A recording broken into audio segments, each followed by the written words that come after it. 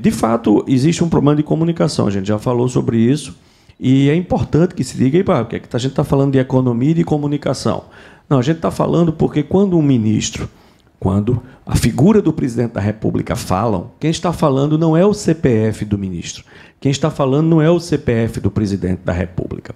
Quando um presidente da República pega um microfone, se dirige à população, ele é diferente de mim, que quem está falando aqui é o CPF de Edgar Leonardo. Quando o presidente da República, o ministro, pega o microfone e se dirige à população, ele tem que saber o que está falando. A fala dele tem que ter objetivo claro, definido e ser coerente. Né? E aí vem um outro problema, tem que existir coerência entre quê? Entre as palavras e entre as ações. Não pode haver incoerência. Ou a população vai desconfiar, e na desconfiança não existe vácuo, a população vai interpretar, e ela vai, já que não confia, interpretar, infelizmente, no caso específico, negativamente. E o mercado, e aí diga-se de passagem, empresários, investidores, também. Isso já é demonstrado, a falta de confiança, pelo que foi colocado há pouco, pelo presidente aqui, foi colocado exatamente essa crise de confiança.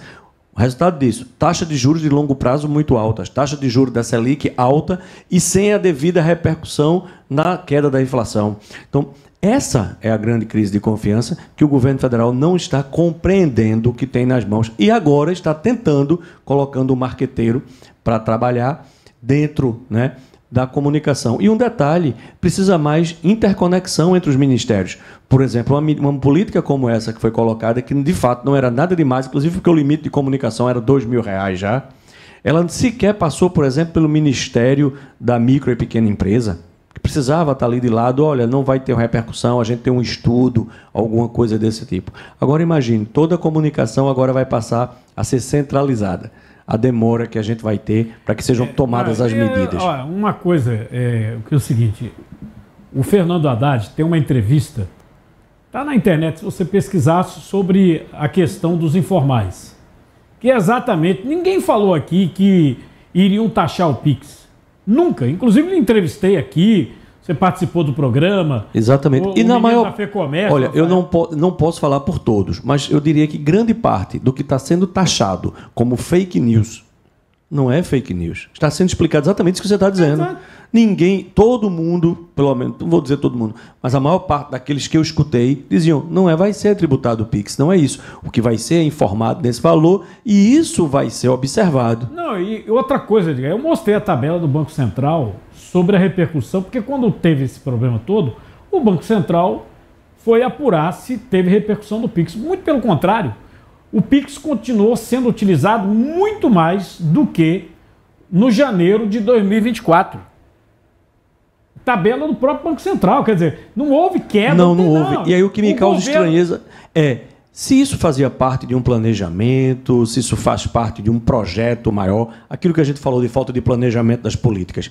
Se isso faz parte, você vai, explica e mantém.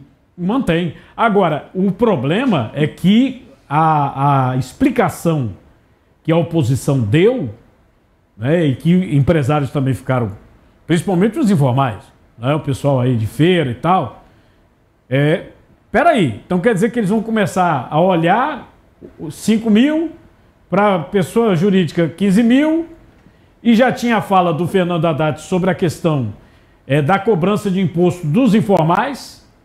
Ele colocou isso, ele falou. Exatamente. Então, na verdade, você não teve basicamente fake news. Você teve o quê? A suspeição do que apontava na medida tomada de que, de fato, havendo um maior monitoramento, é possível que, no futuro, fosse ser, vamos dizer assim, melhor observado pela Receita Federal, principalmente aquele pequeno empreendedor informal ou até aquele empreendedor que é salariado, lá ganha 1, 2 salários mínimos e que tem uma atividade comercial, às vezes até esporádica, e que ele nem sabe usar carnê-leão, ele nem tem contador, né? Então criou-se um medo por conta de quê?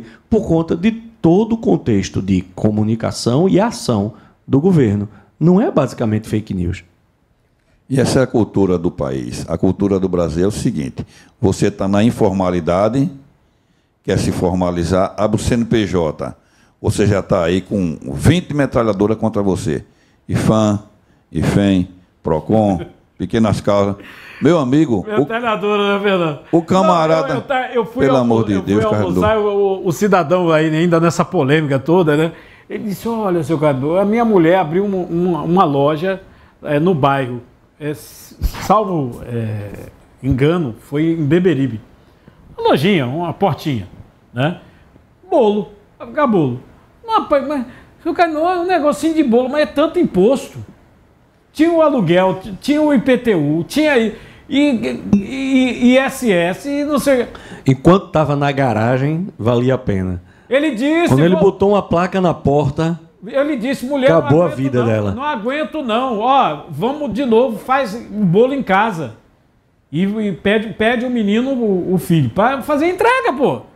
Você vê, a pessoa começa a botar a cabecinha de fora para ganhar um dinheirinho, o governo já quer meter a mão, pô. E quem foi que disse que a Receita Federal vai olhar a sua movimentação para dizer que você é bonito? Ela vai olhar a movimentação para depois ela cobrar. É a cultura do país. A gente fala todo dia, Cardinô, existe hoje um pecado nesse país. Esse pecado chama-se a política nacional.